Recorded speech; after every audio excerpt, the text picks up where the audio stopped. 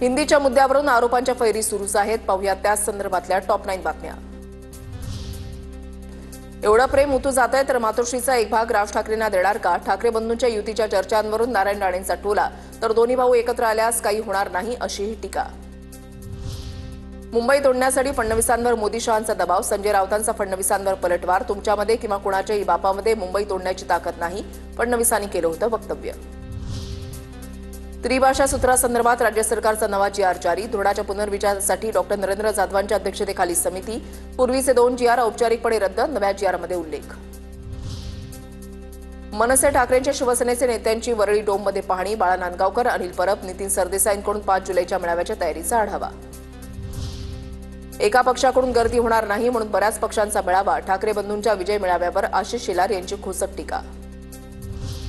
मराठी माणूस एकत्र आल्यानं सरकार हादरलंय. सरकार हादरल्यानंच जीआर रद्द झाला. मनसे नेते संदीप देशपांडेंची प्रतिक्रिया.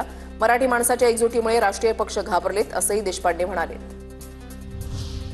आम्ही प्रेम वाटतो. 2 भाऊ किंवा दूरचे लोक जवळ येत असतील तर आनंदच आहे. ठाकरे बंधूंच्या मुद्द्यावर अमृता फडणवीसांचं वक्तव्य.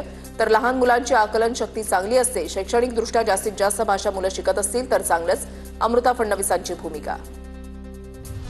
मी कुठल्याही पक्षाचा नाही. राष्ट्रपती सदस्य म्हणून माझी निवड करण्यात आली. मी भाजपसोबत बसलो नाही, स्वतंत्र बाणा ठेवला.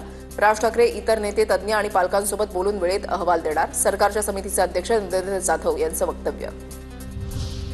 मातोश्री परिसरात उभाठानेच केला मराठीचा घात अशा आशयाचे बॅनर्स. बॅनरमधून उद्धव ठाकरेंना डिवचण्याचा प्रयत्न.